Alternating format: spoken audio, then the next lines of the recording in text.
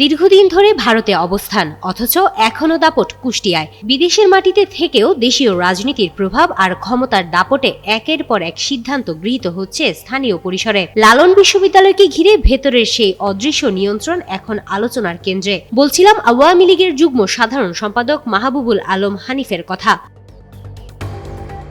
গণ অভ্যুত্থানের পর পালিয়ে ভারতে আশ্রয় নিলেও সেখানে বসে আবার নতুন কৌশলে বিশ্ববিদ্যালয়টির কার্যক্রম সচল করেছেন তিনি। শিক্ষা খাতে অনিয়ম, দলীয় প্রভাব এবং পলাতক জীবনের আড়াল থেকে বিশ্ববিদ্যালয় চালানোর এই ঘটনাটি এখন আলোচনার কেন্দ্রে।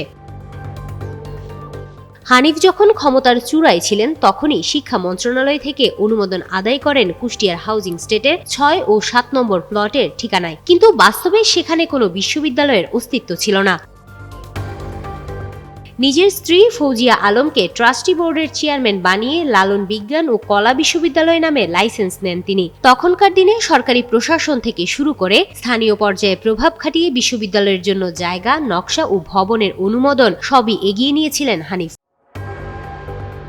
কিন্তু ২০২৪ সালের গণ অভ্যুত্থান সব পাল্টে দেয়। রাজনৈতিক পরিস্থিতির রদবদল, মামলার চাপ ও নিরাপত্তাহীনতায় ভারতে পালিয়ে আশ্রয় নিতে হয় আলোচিত এ নেতাকে। কলকাতায় ভাড়া ফ্ল্যাটে থাকলেও থেমে থাকেনি তিনি। সেখান থেকেই কৌশলে বিশ্ববিদ্যালয়ের ট্রাস্টি বোর্ড পরিবর্তন করেন, দলীয় পদধারীদের বাদ দিয়ে আস্থাভাজনদের বসান মূল পদে। এরপর মঞ্জুরি কমিশনের অনুমোদন নিয়ে ভর্তি কার্যক্রম শুরু হয় নতুন করে। শিক্ষক, কর্মকর্তা, কর্মচারী নিয়োগ দিয়ে সাজানো হয় কুষ্টিয়া জেলা পরিষদ মার্কেটের ৭ম ও ৮ম তলার ক্যাম্পাস।